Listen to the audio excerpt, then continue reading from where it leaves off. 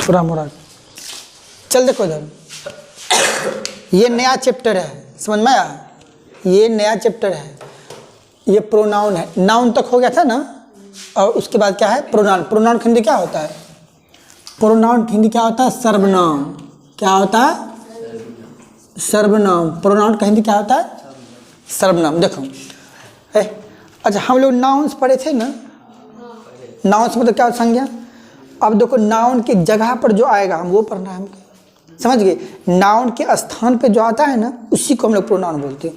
कोई भी सेंटेंस रहे, अगर सेंटेंस है, अगर नाउन है, अगर नाउन की जगह पर अगर हम प्रोनाउन डाल देंगे तो वही हो जाएगा प्रोनाउन। ठीक है, नाउन की जगह में एक ऐसा संख्या डालना है जो प्रोनाउंस होता है, तो वो पूरा सेंटेंस प्रोनाउंस बन जाता है। तो यहाँ पर ध्यान दो, देखो जिसे प्रोनाउंस है ना चैप्टर, देखो प्रोनाउन का परिभाषा क्या होता है? Pronoun means for a noun. Pronoun जो है एक नाउन का ही भाग होता है। क्या होता है? एक नाउन का ही भाग होता है, लेकिन क्या नाउन के जगह पर वो आएगा, नाउन के जगह पे आएगा। देखो ए प्रोनाउन, एक सर्वनाम, इज ए वर्ड, एक ऐसा शब्द जिसका उपयोग, यूज मतलब क्या होता है? उपयोग, ऑफ ए नाउन, जो नाउन के जगह पर जिसका उपयोग किया जाता है, उसी को हम लोग क्या बोलते हैं? प्रोनाउन। तो हिंदी में लिखते नाउन, नाउन के बदले प्रयुक्त होने वाले शब्द को क्या बोलते हैं? प्रोनाउन, मतलब सर्वनाम। क्या बोलते हैं? प्रोनाउन हिंदी क्या होता है? सर्वनाम। आया समझ में? जो नाउन की जगह पे आता है। इसको ठीक है, बढ़िया सीखो, इससे ज़्यादा भारी चैप्टर नहीं है, आसान चैप्टर है। ठीक है, नाउन की जगह पर जो शब्द आने वाले वही होते प्रोनाउन। आगे समझ में? देखो हो गया, a pronoun is a word use of a noun, जो नाउन के जगह पे आता है या नाउन के स्थान पर आने वाले शब्द को प्रोनाउंस कहते हैं। देखो इसका कुछ एग्जांपल्स है, थोड़ा डिटेल में एग्जांपल लिख दिए हैं, इतना लिखना नहीं था लेकिन फिर भी लिख दिए समझने के लिए। देखो Ram is a handsome boy. Ram क्या है? राम एक हैंडसम बॉय है।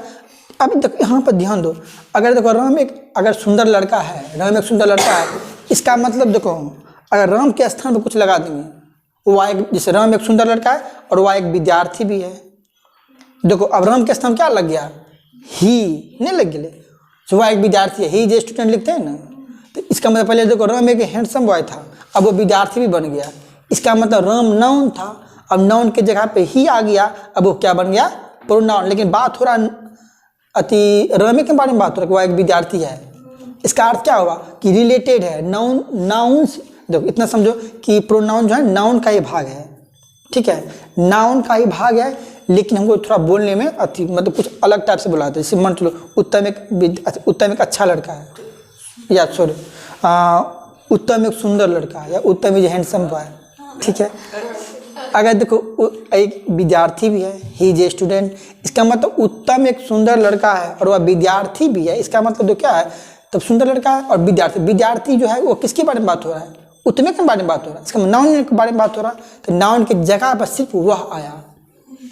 देखो जैसे वही है, Ram is a handsome boy. देखो Ram is a handsome boy, Ram एक सुंदर लड़का है। अब ही इज माई स्टूडेंट, वह मेरा विद्यार्थी है। राम जो सुंदर लड़का है ना, वह मेरा विद्यार्थी है। इसका अर्थ क्या हुआ कि राम के जगह पे ही आया।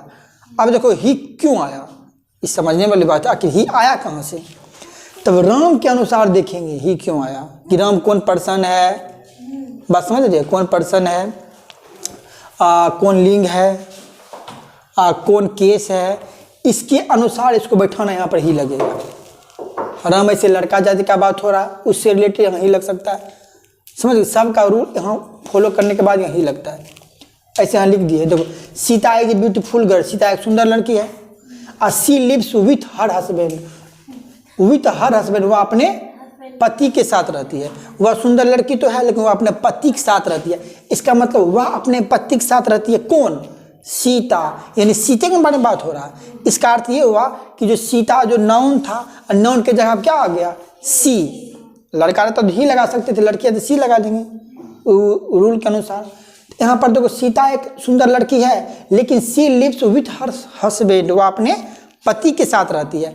वह अपने पति के साथ रहते हैं, इसका मतलब किसके बारे में बात हो रहा है? सीता। ये नाउन के बारे में बात हो रहा है। इसका अर्थ क्या हुआ? नाउन का ही भाग है प्रोनाउन। ऐसा समझ में, मतलब नाउन का नाउन की जगह पर लिख देते हैं, वो बन जाता है प्रोनाउन। समझ गए? अलग से नहीं लगा। अब देखो एक ये चीज़ भी है, अगर बार बार प्रोनाउंस लिखेगी ना तो वर्ड भद्दा हो जाएगा। वो अपने देखो जैसे मन चलो, वो अपने पति के साथ रहते हैं सी सी सी सी सी सी, और मतलब वाह वाह वाह वाह वाह, अगर 10 बार बोलेंगे तो वह वर्ड क्या हो जाएगा, नहीं भद्दा हो जाता है। तो बार बार नहीं बोलना है, ठीक है। हाँ वही समझा दिए।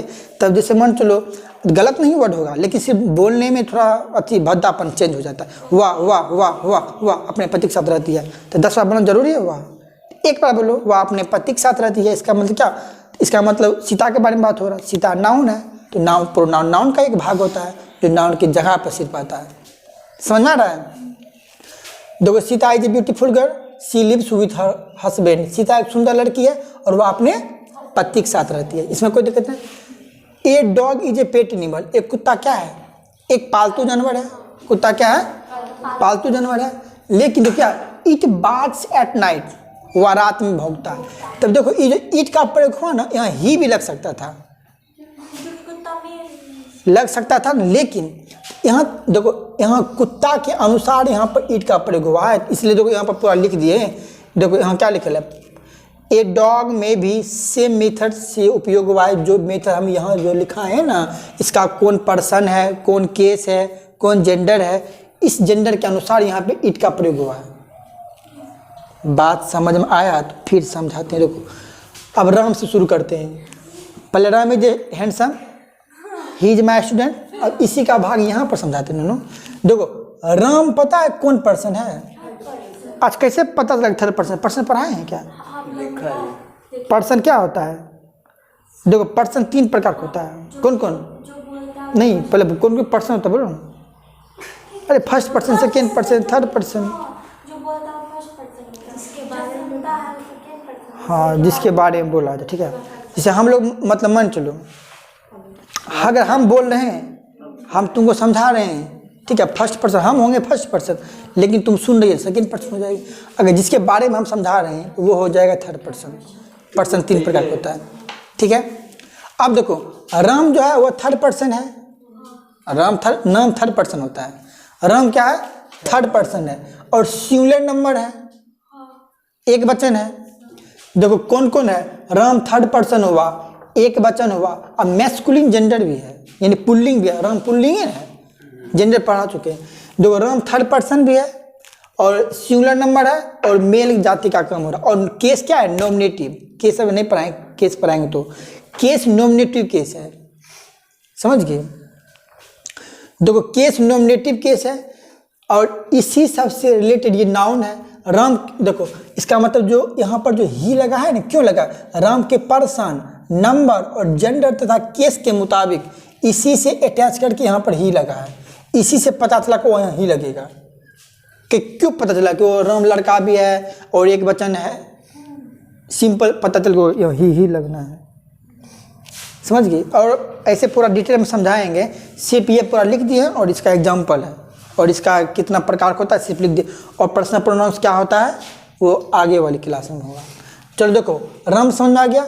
देखो सीता, सीता में क्या है, थर्ड पर्सन, नाम थर्ड पर्सन में आता है, थर्ड पर्सन है, ये भी सिंगुलर नंबर है, ठीक है। अब फेमिनाइन जेंडर है, लड़की जाति का बोध हुआ तब तो सी लगा, लड़का रहता तो ही लगा सकती थी। तो इसी से रिलेटेड जो है पर्सन, नंबर्स, जेंडर तथा केस के मुताबिक तो इसी से अटैच करके यहाँ पे क्या लगता है, सी। अब सेम दोनों रूल इसमें अप्लाई होगा। किसमें, a dog is a pet animal, एक कुत्ता एक पालतू जानवर है और वह रात में भौंकता है। इट बार्क्स एट नाइट, वह रात में क्या करता है, भौंकता है। तो यहाँ पर देखो ए डॉग सेम मेथड उपयोग करेगा। कौन, जैसे ए डॉग, डॉग भी क्या है, इसमें थर्ड पर्सन में आ जाएगा, ये भी सिंगुलर नंबर में आ जाएगा, जेंडर मैस्कुलिन है, नॉमिनेटिव केस में आ जाएगा। इसका अर्थ क्या हुआ कि डॉग में भी पर्सन, नंबर, जेंडर और केस इसी सब से रिलेटेड करके यहाँ पे इट का प्रयोग हुआ है। बात समझ में आया। जीव जंतु में इट का प्रयोग होना है। मुख्य रूप से इसे समझ लो, ये सेंटेंस के अनुसार ऐसे पता चलता है, लेकिन 90% केस में तो ऐसे बनाइए ना उसका थी प्रोनाउंस, तो इट का प्रयोग होता है। जो बहुत सा एग्जाम्पल हम लोग देखें तो, लेकिन ये थोड़ा ध्यान देखना है कि पर्सन कौन है, ठीक है। अगर बहुवचन है थोड़ी लगा देगी तो इसमें से लग देगा। मंत्र पर्सन कौन है, नंबर्स है, जेंडर कौन है, केस है कौन है, इस सिचुएशन के अनुसार वहाँ पे प्रोनाउंस का प्रयोग होगा। आया समझ में? चल देखो उसके बाद देखो अर्थात तो इसमें क्या होता है, नाउन के पर्सन, नंबर और जेंडर तथा केस के मुताबिक ही प्रोनाउन का प्रयोग होता है। जस्ट बोले हैं तो ना, अगर संज्ञा में जो कौन पर्सन है, कौन नंबर है, या जेंडर है, या केस, जेंडर तथा केस, अगर ये सब क्या है उस सिचुएशन के अनुसार उसमें प्रोनाउंस वहाँ पर डलाएगा। समझ, ऐसे नहीं प्रोनाउंस भर दे कुछ हो, लेकिन पहले देखना है कि कौन पर्सन में आ रहा है, बात समझ रही है? कौन नंबर है कि सिंगुलर है कि प्लूरल है कि बहुवचन है, कौन लिंग है, स्त्रीलिंग है कि पुल्लिंग है कि नपुंसक लिंग है, कौन है, उसके अनुसार कम होगा। कौन कारक है, नॉमिनेटिव केस है, पॉजिटिव केस है, समझ गए? तो इसका अर्थ क्या हुआ, इस सबसे रिलेटेड तो वहाँ प्रोनाउन डलाएगा। थोड़ा डिटेल्स जब खत्म होगा चैप्टर समझ में आएगा, धीरे समझ में आ जाएगा। ठीक है, अब देखिए क्या प्रकार का होता है प्रोनाउंस। तो अच्छा हम लोग बचपन में क्या पढ़ते थे, कोई 8 प्रकार पढ़ा था, कोई 9 प्रकार, 10 प्रकार, 11 प्रकार। ठीक है, ऐसे हम 10 प्रकार लिख दिए हैं। 8 प्रकार से मतलब हम लोग बचपन से नहीं पढ़ते हैं 8 प्रकार प्रोनाउंस। हाँ 11 प्रकार से भी है, 11 प्रकार का ही बुक में लिखा हुआ है। ठीक है, लो जो तुम्हारे लायक है देखो लिखो। पर्सनल, पहला क्या है, पर्सनल प्रोनाउन क्या है, इसका मतलब पुरुषवाचक सर्वनाम। इसका एग्जाम्पल लिख दिए, ये पूरा इसका एक्सप्लेन जो आगे वाली क्लास में होगा। ठीक है, ये सिर्फ इसका एग्जाम्पल लिख दिए, और आगे वाली क्लास में पता क्या होगा, मतलब पर्सनल प्रोनाउंस क्या होती है, पॉजिटिव प्रोनाउंस क्या होती है, डिस्ट्रीब्यूटिव प्रोनाउंस क्या होती है, डेमोस्ट्रेटिव प्रोनाउंस क्या होती है, रेसिप्रोकल प्रोनाउंस क्या होती है, ये सारा का डिफिनेशन होगा। ठीक है, सिर्फ ऐसे समझो कि पर्सनल प्रोनाउन क्या है, पुरुषवाचक सर्वनाम। इसका एग्जाम्पल देख लो, आई, ये सब पुरुषवाचक सर्वनाम में आएगा। ठीक है, इसको ऐसे याद ही कर लेना, ऐसा समझ दो। आई हो गया, मी हो गया, वी हो गया, अस हो गया, यू हो गया, ही हो गया, हिम हो गया, सी, हर, इट, दे और देम। समझ में? देखो I, me, we, us, you, he, him, she, her, it, they और देम, ये सभी कौन सा प्रोनाउंस है, ये सब पर्सनल प्रोनाउंस है। कौन प्रोनाउन है, पर्सनल प्रोनाउन है। ठीक है, ये सब आसान है। आई मतलब मैं, से हिंदी समझ में है, मैं, मी मतलब मुझे, हम लोग, अतुवी मतलब हम लोग, अस मतलब हम लोग ही होता है, तुम, ही मतलब वाह, उसे, ही मतलब उसे, वाह उससे, उसकी, इट मतलब वाह, दे मतलब वे लोग, दे मतलब तब, ज़्यादा मतलब नहीं भारी है। तो ये सब पता किस में एग्जाम्पल में आ गया, इसको याद ही करना है। अगर हम पूछेंगे कि पर्सनल प्रोनाउन का एग्जाम्पल बोलना है, कौन कौन होता है पर्सनल प्रोनाउन, तो कहना बोलना है, तो कहना बोलना है। देखो I, me, we, us, you, she, him, she, her, it, they और देम। ठीक है, मुख्य रूप से इस नाम याद कर लेना। अब देखो पॉजेसिव प्रोनाउन क्या है, पॉजेसिव प्रोनाउन अधिकारवाचक सर्वनाम। क्या होता है पॉजेसिव प्रोनाउन, मतलब क्या होता है, अधिकारवाचक सर्वनाम। देखो इसमें क्या होगा, माइन, इसका जस्ट ये पॉजेसिव बन जाता है, mine, ours, yours, his, hers और देयर्स। इसको याद रखना है। ठीक है, ये पूरा डिफिनेशन नेक्स्ट क्लास में याद रखना। पॉजेसिव प्रोनाउन क्या है, अधिकारवाचक सर्वनाम क्या होगा, mine, ours, yours, his, hers और देयर्स, ये सब किस में आ जाएगा, पॉजेसिव प्रोनाउन। ध्यान रखना।